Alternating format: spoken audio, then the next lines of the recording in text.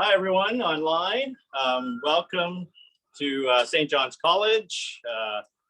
I'm Henry Yu, the principal of St. John's College, and want to, thank you for joining us in this annual ritual that has occurred for thousands of years. First, I want to acknowledge that St. John's College and where I am right now in UBC Vancouver is on the unceded traditional ancestral territory of the Musqueam, Hunkaminam speaking peoples who are at the mouth of the Fraser. And it's actually a kind of, for me, a really meaningful acknowledgement too, because it was Musqueam that welcomed my great-grandfather and others from China.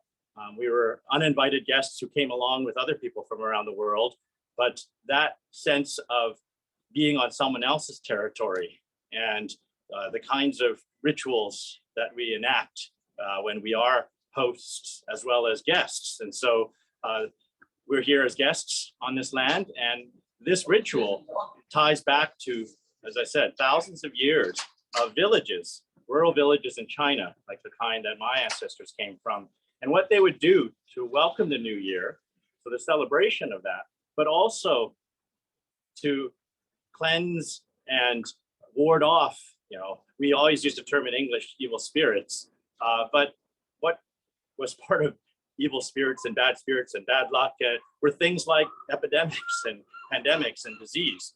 And so we thought it was really important here at St. John's College, as we all at UBC Vancouver contemplate coming back to in-person instruction next week, to come back to, many of the staff that are here are going to be coming back to work, to actually have this symbolic moment, because it is a meaningful moment. We think often of Chinese and Lunar New Year as celebrations of, I grew up in a Cantonese speaking family, and so we would say Sun Yin Fai Long, so Happy New Year, but we also would say Gong Hei Fa Choi, which is like, let's get rich, basically, or be prosperous. And we think of it as often as money, be prosperous. But in fact, the lion dance itself was about bringing prosperity, but also defending the village against disease. And so that's why the dancers were also martial artists. And so we're really lucky to have Van City Lion Dance Troupe today perform the lion dance to help rid UBC, and St. John's College as part of UBC campus of, disease. We've had so much uncertainty, endless pivots over the last 2 years. And I know many of us are tired. I'm tired. Many of our students here who come from 45 different countries from around the world, 165 residents. We're an international college. So being guests here is really something that we understand at St. John's College, and the kinds of things that have kept people away from home, kept people stuck, isolated. We've been facing that along with everyone else at UBC. So for us, it's so important. St. John's College as a place that was founded by the alumni of St. John's University of Shanghai. See behind me, there's a clock tower that is one that is in honor of the clock tower at St. John's University of Shanghai. And our founders were alumni from that university, which was really the first university in China. It became the Harvard of China, you could say, bringing Western learning, Western medicine, technology, engineering, architecture. The first doctors that were trained in Western medicine came from St. John's University.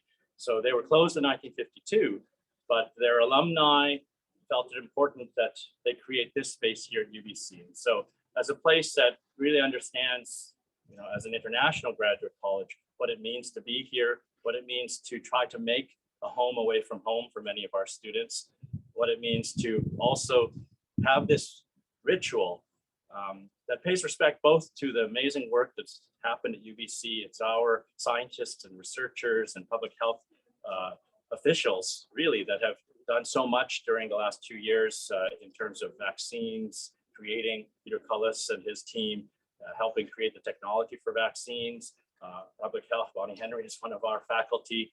There's so many ways in which we've been using science, technology, and knowledge to fight the vaccine or fight the disease, fight COVID. But here we're going to go to something a little bit more old-fashioned, which is to have a communal gathering to ritually and symbolically have the people who have committed to defending our community from things like disease, you know, have that kind of ritual to say, we'd like to get rid of it and go back to life. So without any further ado, welcome, and please stick around afterwards if you'd like to learn some of the martial arts techniques that the dancers use. They're gonna take a 5-minute break, and I'll come back and talk a little bit more about line dance and rituals and symbols for Chinese New Year's and Lunar New Year's that are celebrated in, you know, people in Korea, Vietnam, across Southeast Asia. But until then, we're gonna watch and take part as UBC community in the Van City Line Dance's ritual of cleansing and purifying and starting anew. Thank you.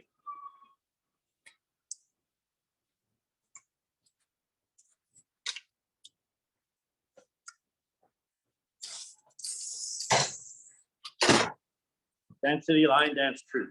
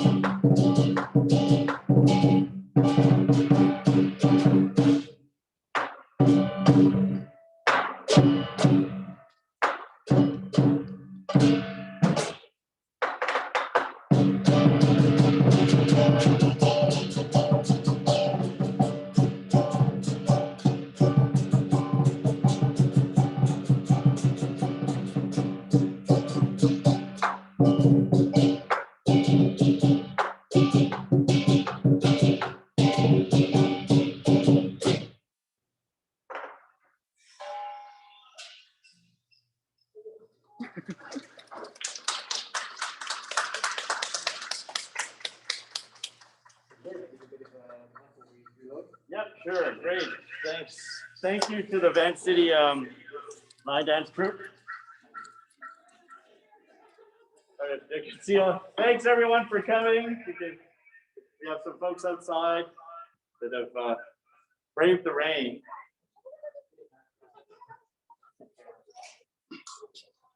So I'm gonna just take this off for now. So just wanted to again thank the Van City line dance troupe for coming here. We know that the last couple of years they haven't had as many opportunities. The Vancouver Chinatown parade, for instance, has been canceled the last 2 years, and so it's really a special, event to be able to have them here, to have something that is safe because we've got the audience outside and online, and yet still we're able to do it in person in some ways for the dancers. So again, stick around. They're going to lead you through some basic exercises. So find a little open space wherever you are, and if you're in your office or if you're at home, just to be able to learn a couple of the martial arts moves that really are at the heart of the line dance. And again, just to tell you a little bit about the history of the line dance in terms of the dancers themselves. I mean, the traditions of who are the dancers, and they often, as in many communities, were those who were willing and to commit themselves to defending their community. And so, they train all year round. They have, for instance, in Chinatown, many associations. The one that some of you are very familiar with, the New Chinese Canadian Museum, is in the Hansing Athletic Club. And the Hansing troupe, like many of the others there, are martial artists. Some of them who train in weapons and swords, pikes, and all kinds of different skills throughout their lives. And that really dates back for thousands of years again, of people who are willing and ready to try to defend the village against any who, and the community against any who would come, and whether they're bandits or even in times of war, to make sure that marauding armies didn't take all your harvest and your food and leave villagers to starve. So it's something that's tied into the agricultural rhythms. Again, why it is that we follow a lunar New Year in many of the places that are celebrating right now the Lunar New Year, is that calendar is one tied to agricultural cycles. It's one where festivals such as Mid-Autumn Festival and the Winter Festival and Spring Festivals, that they are tied to the rhythms of agricultural life, of the seasons, of growing, of when you are thankful for the harvest, when you have an anticipation, as we do now, of a new year and hopefully a new prosperity. That generally meant plenty. My name is Yu. It's actually often used as a kind of a homophone or a pun of the word plenty. And so one of the things you do wish people at New Year's is plenty, and that's plenty meaning more than you need, because that would be, in an agricultural society, the ultimate sort of desire is that you're not starving, you're not just living hand to mouth, that you have enough to store for winter, you have enough to actually extra, so that you can invite neighbors, invite others to share.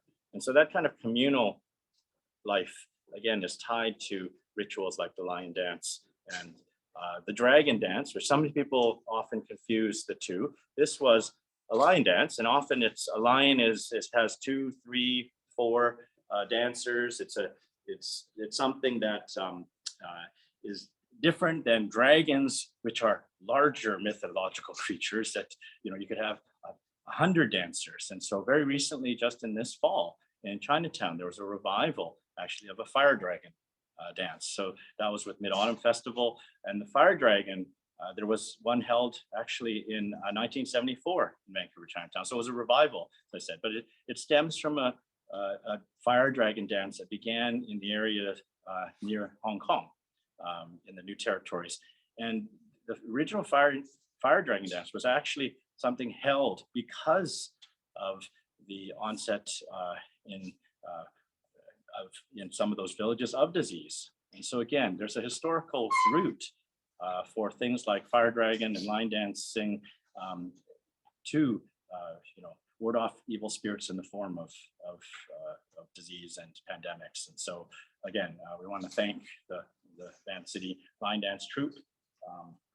And I'm going to pass it over to them after they've caught a bit of a breather, and so now they're going to do a little demo. Yes. Hello, my name is Josh. I'm one of the coaches of Van City Lion Dance, and our team is connected with the Lion Dance Association of BC, as well as the Dragon Lion Cultural Sports Association of Canada. So I'm going to give you a quick run through of lion dance, a bit of a basic lesson. So you can see here, we've got 2 performers. There's always 2 in the lion, and often the lions come in pairs or in 3s. So we've got one person in the back here who operates the tail and the bottom, and then a guy in the front who operates the head. Let's see, turn the head towards the camera a little bit. So if we want to move the mouth, he's using his hand to flap the mouth up and down. And if he wants to blink the eyes, we've got a pulley system on the inside. So it lets you blink the eyes and kind of flap the ears. It's held in place with a bar and a handle. And that lets him, if he wants to push the head up really high, you can push it up really high and maintain control. If he wants to bring it down and look around, he's got complete movement of the head there. And then I will show you the position. Kevin, you want to come in here? So these guys are in the lion. And this is the position of the lion's outside. So the person in the head has their knees bent, their core stance, and she's got her hands in the position holding the head. And the person in the tail, unfortunately, spends the whole dance like this. So while they're moving around, if they're moving their feet, the person in the back is following. So if Kayla moves her left foot, I move my left foot, she moves her right foot, I move my right foot. So they're working in tandem together to do the performance. So what we're going to do is we're going to take you through a basic lion dance performance with the 3 bows, which is to honor the guests and the spectators. And then we're going to go through a more excited portion of lion dance. So if you want to turn and face forward. So Kayla, you'll do one head, I'll do one head, and then we've got the lion in the middle here. So everybody's in position. When we do the bow, everybody's going to lift the head up. We're going to go to the left. And we put the head down and we shake it as we back up, facing forward. And we do the right side, and we go forward, down. So we're putting our head down to show reverence for the people that were lying dancing. And up in the center, we go forward, down, shake the head. Back. Good. So we'll do it this time in real time with the drum. So we're going to do 3 bows, and then we'll move on to the next segment.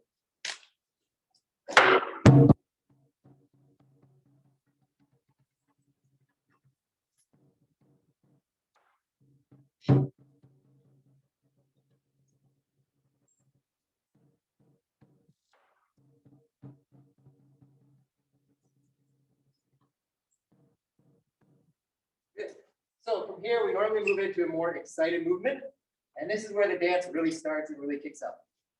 So the first thing we do is we lift the head up to show a more prominent position for the lion. And then we move to left and shake, right and shake, left, right, and down. So this is the lion having a very excited, lively movement. And then we move to the left, hip, and back to center, to the right, back to center, and straight up the middle. Good. And then down again. From here, we step out with our right leg, and the lion is cleaning his paw. So we go 1, 2, 3, and back to center. Okay. So we'll do that in real time. We'll do it with the jump back as well. Okay. So here we go.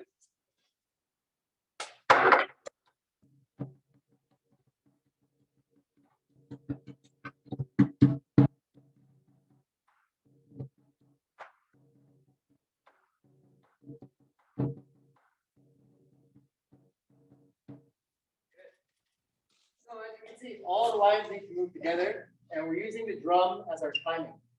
So the drum dictates the movement for the lion, and sometimes the lion dictates the rhythm of the drum, depending on what we're trying to do.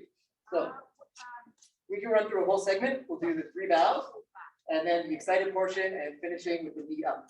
Okay? So all 3 lines together.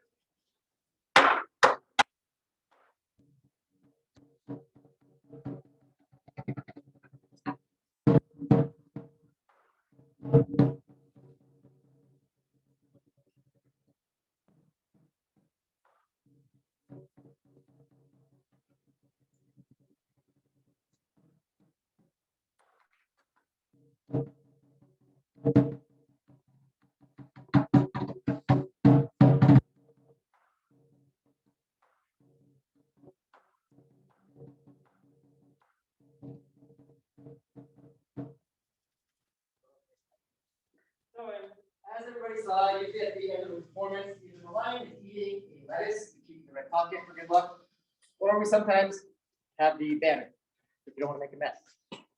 So as you can see, it's just a cloth banner. Normally, we would have it rolled up. So this is what you saw when the lion ate the banner off the table. It's rolled up. So for the person in the head, they have to make sure that they maintain a good grip on it while also controlling the head. So it's a bit of a complicated movement. Danny would be holding the mouth with one hand, with his thumb and his webbing here, and the other part on the banner, and sometimes the same on the other side. And when they go up, they're timing with the drum for the dum dum dum, so that everything hits at the same time, and we have a nice presentation. So I'll pass off to Danny. Do this.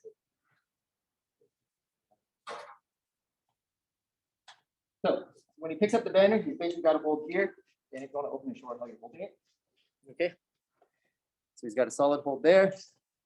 And then we always finish with a lift and a drop. It's a very exciting, dynamic position.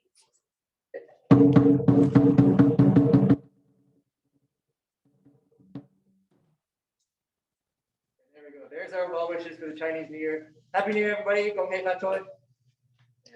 Hopefully we'll see you again. Thanks.